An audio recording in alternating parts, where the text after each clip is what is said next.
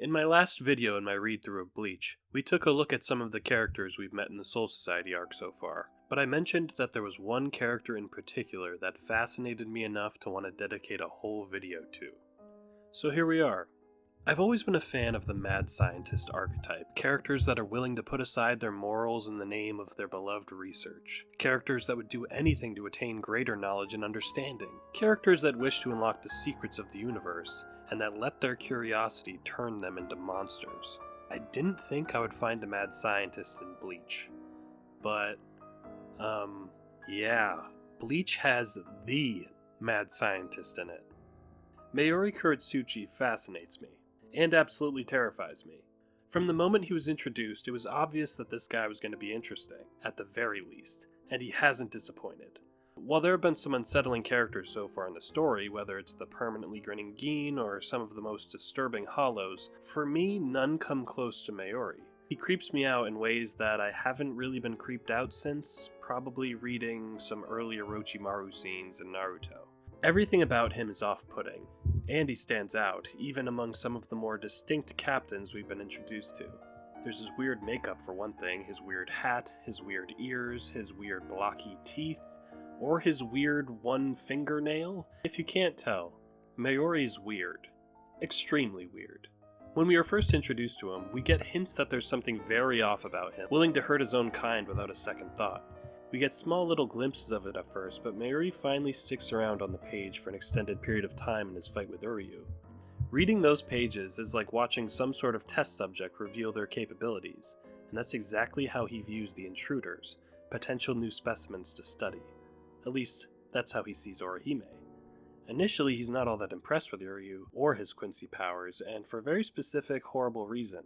We learn that back when the Quincy were still around, Mayuri conducted all kinds of research on them, and given what we know about him, it had to have been incredibly painful for his lab rats. He doesn't really care to learn more about them because he thinks through his dissections, he's already learned everything there is to know.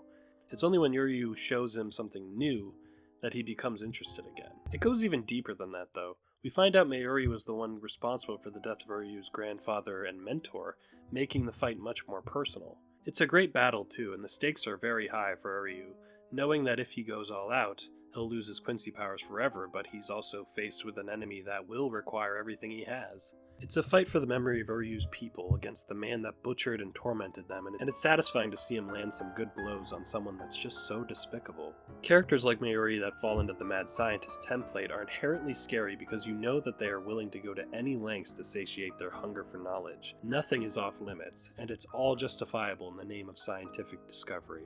As shady as Gin is and has been, I still think that at the moment, Mayuri is probably the most evil of the people that we've met in the Soul Society so far, at least from what we know.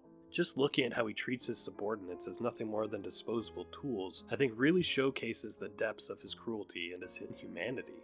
He turns his own squad members into bombs, blowing them up with absolutely no regard. He doesn't remotely care about sacrificing them and seems to actually kind of enjoy it. And with him is his lieutenant, Nemu. She's some sort of scientific experiment that he's created. It looks like a Soul Reaper, a normal Soul Reaper from appearance alone, but apparently he created her, so yeah, that's interesting. But what's worse is that he treats her like a slave that he abuses and disregards because to him, she's not a person but a project and his intellectual property. That alone just adds to how gross and disturbed this man is, creating life and then treating it like it's nothing. Mayuri seems to have absolutely zero empathy for anyone else. That's just not how his brain works, apparently. Even his weapon reflects his sadism, severing the neural impulses that slow movement for anyone he cuts, but leaving the pain receptors intact so that even when his enemy's unable to move and helpless, they'll still feel every bit of agony. Something tells me he doesn't allow sedatives or putting people under when he's performing his experiments, just a hunch. Then there's him showing the next stage of his Zanpakuto as Bankai. I'm really interested to see what other Bankais are like now that we know that there's another level to the swords. Mayuri's, as expected, was just as creepy and disturbing as he is. It was like a giant baby caterpillar or like caterpillar baby. It's not a baby or a caterpillar, but a terrifying mix of both is what I'm saying. Whatever it is, it still is not enough to defeat Uryu and his enhanced Quincy powers. We get to see Uryu at the most powerful we've ever seen him thanks to the glove left to him by his late grandfather. It's been established since the beginning of his character how important his Quincy heritage is to him, but there's just something so wonderfully fitting that he gets to take a shot at the man that caused his people so much pain and so much damage, that cut up and dissected his grandfather too. He's not just fighting for himself, but to honor all of the Quincy that came before him. With his new power though, he knows that unleashing it all will take away his spiritual energy for good, but once he hits a point when he needs to use it, he makes that sacrifice in an attempt to avenge every Quincy Mayuri ever harmed, and he nearly succeeds. Nearly. Mayuri is left in a position that I imagine he isn't in much, defeated, grievously injured despite his body modifications, and forced to run away and retreat. I love that he has to turn into goop to get away, a form that apparently makes him impossible to kill, so either he somehow reconstitutes himself from that ooze and has a body again, or I kinda hope he comes back as a slime monster who still has those creepy blocky teeth. We'll see. But here's the thing. I'm someone that is fascinated by characters like this, that appreciates how easy they are to hate, and that relishes finding a character that can truly disturb me. So as much as he unsettles me, I think Mayuri may be one of my favorite characters that we've met so far. He may be a sadistic lunatic that is consumed by his hunger for knowledge, but that is what separates him from the rest. That and the fact that no one else even remotely looks like him. He's wonderful. You don't have to be a likable character to be great, and as a reader you don't have to agree with a character's philosophies to enjoy every panel that they're in. I don't know.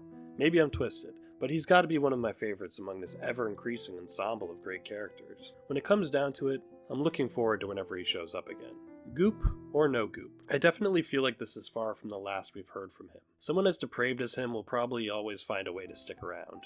He just has to come back from being a puddle, and when he does, I expect him to have all kinds of new twisted theories that he's going to want to put to the test. Thank you so much for watching. I really loved getting to kind of talk about such an unsettling character, but just continuing through Bleach, we got some more Soul Society to get through.